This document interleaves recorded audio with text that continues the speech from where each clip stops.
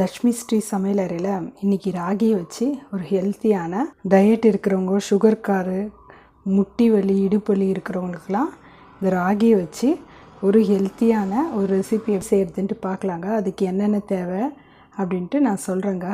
வாரத்தில் 2 நாள் எடுத்துக்கோங்க. முட்டி வலி, இடுப்பு வலி இருக்கிறவங்க. இதில் வந்து கால்சியம் நிறைய இருக்குதுங்க. ஹெல்த்தியான ஒரு ரெசிபி எப்படி செய்கிறதுன்ட்டு பார்க்கலாங்க. ஒரு கப்பு வந்து கேழ்வரகு எடுத்துக்கோங்க. ராகி சொல்லுவாங்க, கேழ்வரகு 1 கப் எடுத்துக்கோங்க. நான் இந்த கப்பில் தாங்க அளந்தேன். நீங்கள் கிளாஸில் வேணால் கூட அளந்துக்கோங்க. கொஞ்சமாக வந்து 1/4 ஸ்பூன் வந்து வெந்தயம் போட்டுக்கலாங்க. கடலப்பருப்பு வந்து இந்த ஸ்பூனில் வந்து அளந்தங்க. 3 ஸ்பூன் கடலப்பருப்புங்க. 3 ஸ்பூன் கடலப்பருப்பு போட்டுக்கோங்க. அதே ஸ்பூனில் அளந்து பச்சரிசி 2 ஸ்பூன் எடுத்துக்கிறோங்க. நீங்கள் ரேஷன் அரிசி கூட போட்டுக்கலாங்க. பச்சரிசி போட்டிருக்கோங்க 2 ஸ்பூனு. கடலப்பருப்பு 3 ஸ்பூனு, பச்சரிசி 2 ஸ்பூனு, 1/4 ஸ்பூன் வந்து வெந்தயம், 1 கப்பு வந்து ராகி எடுத்துருக்கோங்க. இதை வந்து நல்லா தண்ணி ஊற்றி நல்லா வந்து கழுவி எடுத்துக்கலாங்க.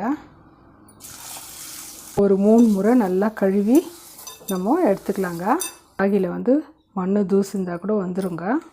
3 டைம் 4 டைம் நல்லா கழுவி எடுத்துன்னு வந்துட்டோங்க. இப்போ நம்ம தண்ணி ஊற்றி நம்ம ஊற வச்சிடலாங்க. நீங்கள் புழுங்கலரிசி கூட போட்டுக்கலாங்க. 2 ஸ்பூன் போட்டுக்கோங்க. ஊற்றி நல்ல தண்ணி ஊற்றி ஊற வச்சுருக்கோங்க. இது ஒரு 4 இல்லைன்னா 5 ஹவர் நல்லா ஊறட்டுங்க. நம்ம ஒரு தட்டு போட்டு மூடி வச்சிடலாங்க. நான் கடாய் வச்சுருக்கேங்க. ஒரு 2 ஸ்பூன் எண்ணெய் ஊற்றிக்கலாம். நம்ம காஞ்ச எண்ணெய் உளுத்தம்பருப்பு 1 ஸ்பூன் எடுத்துருக்கோங்க. அதே போல் கடலைப்பருப்பு 1 ஸ்பூன் எடுத்துருக்குறேன். இந்த அளவுக்கு வறுபட்டால் போதுங்க. இப்போ வந்து 5 பூண்டு போட்டுக்கலாங்க, தோல் உரிச்சது. 1 வெங்காயம் எடுத்து வச்சுருக்கேங்க. நீட்டாக அரிஞ்சு வச்சுருக்கேன். 1 வெங்காயம் போட்டுக்கலாம். வெங்காயம் வந்து ரொம்ப வதக்கணும்னு இல்லைங்க, ஓரளவுக்கு வதங்கினா போதுங்க. இப்போது நான் 3 பச்சை மிளகாய் போட்டுக்கிறேங்க. இது நல்லா காரம் இருக்குது, அதனால் 3 போட்டுக்கிறேன். நீங்கள் காரம் கம்மியாக இருந்துச்சுன்னா ஒரு 4-5 போட்டுக்கோங்க. வெங்காயம் ஓரளவுக்கு வதங்கினோடனே தக்காளி போட்டுக்கலாங்க. 1 தக்காளி எடுத்து நல்லா கட் பண்ணி வச்சுருக்கோங்க. நீட் வாக்கில் கொஞ்சமாக உப்பு போட்டுக்கிறேங்க. தக்காளியும் வெங்காயம் ஓரளவுக்கு வதங்கிச்சுங்க. இப்போ வந்து கொத்தமல்லி 1 கைப்பிடி அளவு எடுத்து நான் கழுவி வச்சுருக்கேங்க. அதையும் போட்டுக்கலாம். நம்ம கொத்தமல்லிலாம் வந்து நல்லா சுருங்கி வரணுங்க. கொஞ்சம் நேரம் வதக்கி விடலாம். கொத்தமல்லி, வெங்காயம், தக்காளிலாம் நல்லா வதங்கிடுச்சுங்க. இப்போ வந்து நம்ம ஆஃப் பண்ணிடலாங்க. இவ்வளோ வதங்கினா போதுங்க. ஆறட்டுங்க. ஆறினோடனே நம்ம மிக்ஸி ஜாரில் போட்டுக்கலாங்க. நல்லா ஆறிடுச்சுங்க. இப்போ நம்ம வந்து இது மிக்ஸி ஜாரில் போட்டுக்கலாங்க. இப்போ நம்ம மிக்சியில் எல்லாம் போட்டோங்க. நம்ம உப்பு சேர்க்க தேவையில்லைங்க, ஏன்னா ஏற்கனவே நம்ம உப்பு போட்டுக்கிறோங்க. உப்பும் காரமும் செக் பண்ணிவிட்டு நீங்கள் அரைச்சிக்கோங்க.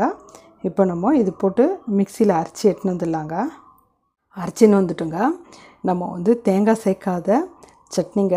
டேஸ்ட் வந்து ரொம்ப நல்லா இருக்குங்க. ராகி தோசையோட, கம்பு தோசை, நார்மல் தோசைக்கு கூட நல்லா இருக்குங்க. இந்த மாதிரி வந்து ராகி தோசை, கம்பு தோசைக்கெலாம் இது டேஸ்ட் வந்து ரொம்ப நல்லா இருக்குங்க. சட்னிக்கு ஒரு தாளிப்புங்க. எண்ணெய் ஊற்றி கடுகு போட்டு கொஞ்சம் பெருங்காயம் போட்டு கறிவேப்பிலை போட்டு நம்ம தாளித்து ஊற்றிடலாங்க. டேஸ்ட் வந்து ரொம்ப நல்லா இருக்குங்க.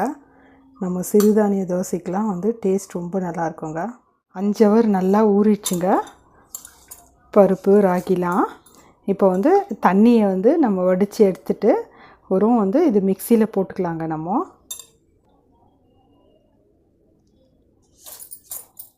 நான் 2 பேட்சாக அரைச்சிக்கலான்ட்டு நான் கொஞ்சமாக போட்டிருக்கேங்க. இப்போ இதோட வந்து கொஞ்சம் 1/4 ஸ்பூன் வந்து சீரகம் போட்டுக்கோங்க.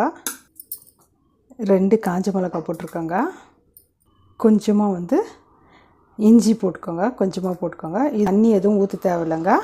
கொரன்னு கொஞ்சம் அரைச்சி எடுத்துன்னு வந்துடலாங்க. நம்ம பாருங்கள், தண்ணி ஊற்றாத கொரன்னு அரைச்சின்னுட்டுங்க. இப்போ இந்த 2 தக்காளி நம்ம கட் பண்ணி போட்டுக்கலாங்க.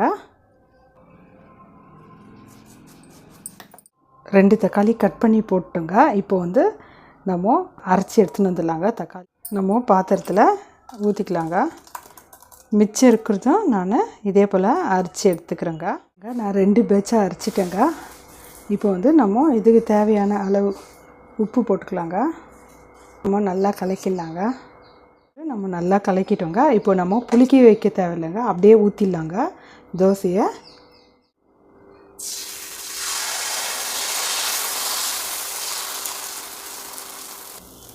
எண்ணெய் கொஞ்சம் ஊற்றிக்கலாங்க. வெயிட் லாஸ் பண்ணுறவங்களும் இந்த தோசை இது மாதிரி செஞ்சு நம்ம சாப்பிட்லாங்க. நைட்டே வந்து நம்ம எல்லாம் ஊற வச்சுட்டு காலையிலேருந்து மடன்னு செஞ்சிடலாங்க. இது வந்து நம்ம புளிக்க வைக்க தேவையில்லைங்க. டேஸ்ட் வந்து ரொம்ப நல்லாயிருக்குங்க. ஓகே, தோசையை திருப்பி போட்டுக்கோங்க. மாவு வந்து ரொம்ப கெட்டியாக இருக்கக்கூடாதுங்க, கொஞ்சம் லூஸாக இருந்தால் தாங்க நம்மளுக்கு தேய்க்கிறதுக்கு ரொம்ப நல்லாயிருக்கும்.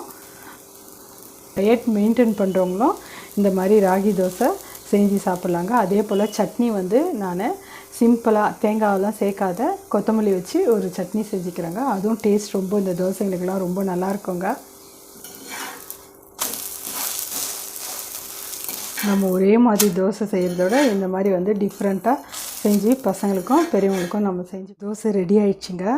நம்ம வந்து சுகர் இருக்கிறவங்க, வெயிட் லாஸ் பண்ணுறவங்க வந்து இந்த தோசையை வந்து வாரத்தில் 2 நாள் எடுத்துக்கினா ரொம்ப நல்லதுங்க உடம்புக்கு.